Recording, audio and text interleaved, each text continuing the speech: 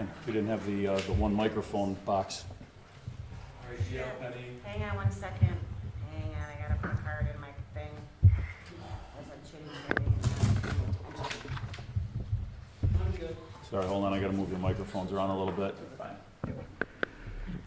Normally you guys have the microphone box with one mic, but you overloaded me here. I'm ready. Are you good? All right, you guys good? One more.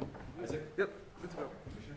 All right, good morning. We're here to update you on the assault that occurred at MLK Park. So at about 3 o'clock on Tuesday afternoon after school, there was an assault call that Charlie District officers responded to that occurred in the pavilion. I think that was widely seen on some social media posts. 15-year-old Buffalo student was assaulted by numerous individuals in the pavilion. Charlie District officers responded to an assault call.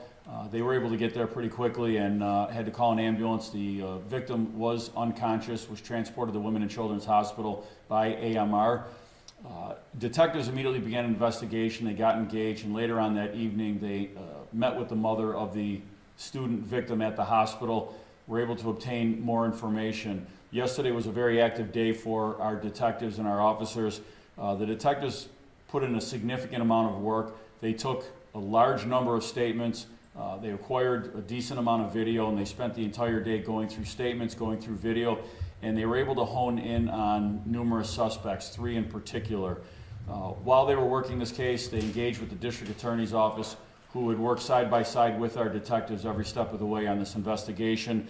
Buffalo Public Schools were also very instrumental in helping to provide some information, as well as guide us in a direction on some of these individuals. We were able to take one individual into custody yesterday in the early evening hours. A 16-year-old Buffalo male was taken into custody by Charlie District detectives and officers and was charged with gang assault in the first degree. We are still looking for 2 other individuals. There are 2 17-year-olds. One was supposed to turn himself in this morning and failed to do so. We know that the mother is cooperating and attempting to get her son to turn himself in and has been unsuccessful at this point. There's another 17-year-old that is also being sought. We've been unable to locate this individual. The family had been uncooperative up to this point. We are now hearing information that the family is trying to get that individual to turn himself in, and we encourage that cooperation to get that individual to turn himself in. And if any of the 2 suspects that are remaining out there see this, somehow this message gets posted to them, we will find you. We are going to charge you. We will find you. We want you to turn yourself in. That is the safest resolution for everybody.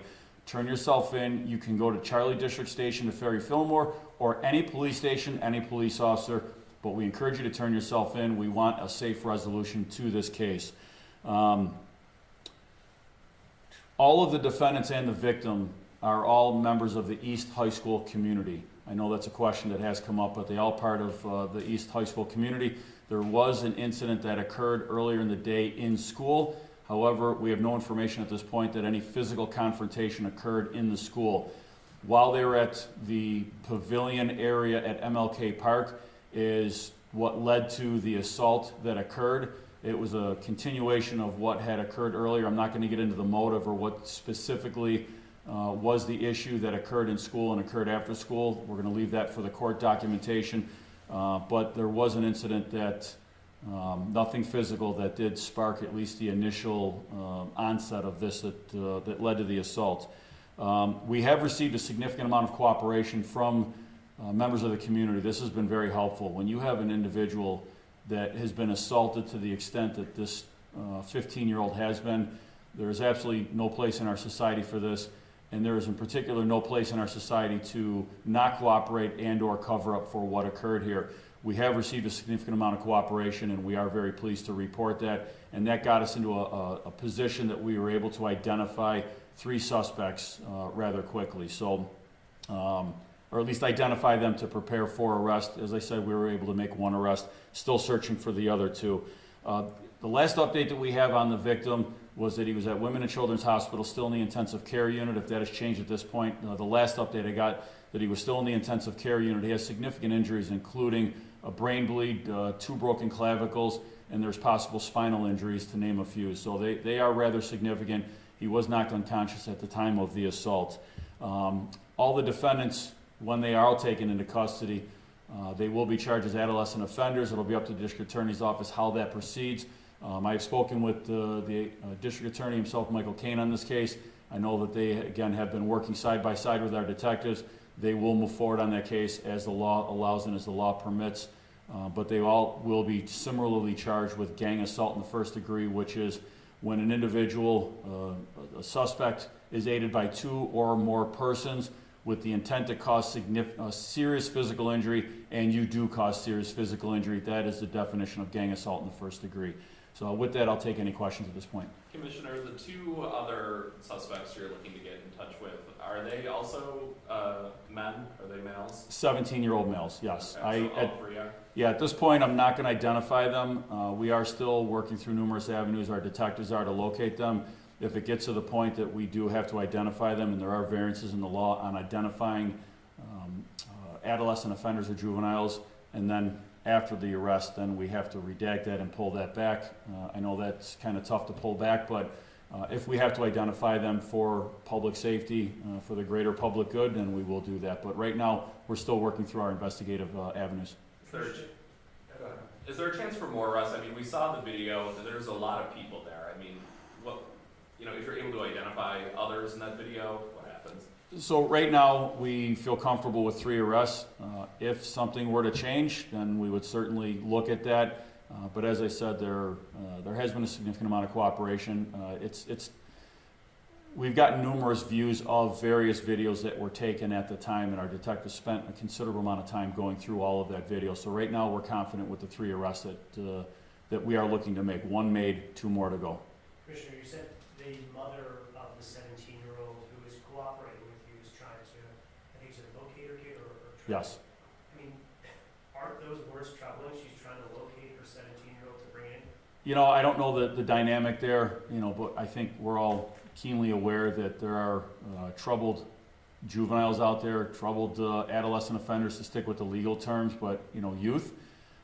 And we know that there are parents that try and have to rely on the legal system at times and just cannot control their children.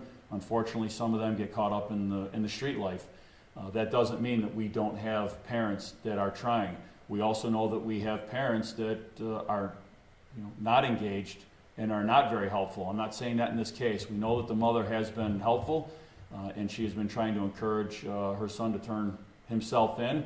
I don't believe she's been able to get contact with him. So in this particular case, I'm not going to throw any definition on what's going on in the family dynamic, but it is helpful and encouraging to know that the mother is trying to get that individual to turn himself in. On the other side, the other individual, we were not getting cooperation. It has just come to my attention that they are now, someone in the family is trying to get that family member to turn himself in, and I hope that continues on and they do help locate that individual and bring him in. That, again, is the safest resolution for everybody. Commissioner, in light of this incident, a lot of parents are speaking out about student safety at Buffalo Public Schools. Is the police department working with Buffalo Public Schools further to enhance student safety in public schools? We work every single day. As you know, we have a dedicated school resource team led by a chief, a lieutenant, numerous officers. And they are in and around and engaging schools, students, and the community outside of schools. They really go above and beyond with what they do. Our SROs are not there to provide a traditional police presence where they're looking to make arrests and they're looking to be a security presence. Our school resource officers are specifically trained to engage and build relationships with students and also the teachers. They will make arrests when necessary, but that is not their primary focus. They do a lot of things on the outside where they're doing custom notifications, they're visiting students, they're visiting parents, they're visiting other family members to try to break down some barriers and try to lead to, whether it be counseling services, other avenues. You'll see them at sporting events, you'll see them at restorative justice events where they're trying to, work out and broker resolutions on different cases, anything to avoid an arrest. There are situations where you have juveniles, you have students that absolutely need to be arrested, but there are also other avenues where we would really like to try to get some services and some help and try to, break down some barriers to avoid that arrest and try to fix the problem going forward. So our school resource officers are very highly trained. They participate on a national level, attend national annual conferences to learn the best practices, and they are engaged with the school leadership. And I talk to the superintendent probably more than both of us would like. We talk quite frequently. We've been talking about this case, and we work very well together on trying to resolve issues. With the kid being, with a 17-year-old's gang assault, first degree, very serious charge, the victim is in severe condition, are we looking at trying them as adults? That is not a question for me. Unfortunately, the district attorney couldn't make it to, we had a kind of a short turnaround on getting this press conference going. But that's something that the DA's office will have to handle in court. That really gets outside of my lane on how that will be handled. Commissioner, how were the police notified of this? I mean, what was it? One of the kids that called? How long was the victim laying there? There was a 911 call that went out from the scene. I won't get into who the caller was. I don't want to identify a caller. And our officers, got that call and responded right away. And one more. Commissioner, we've been at press conferences now for the past few years. I mean, students in Buffalo, there's been violent and disturbing situations.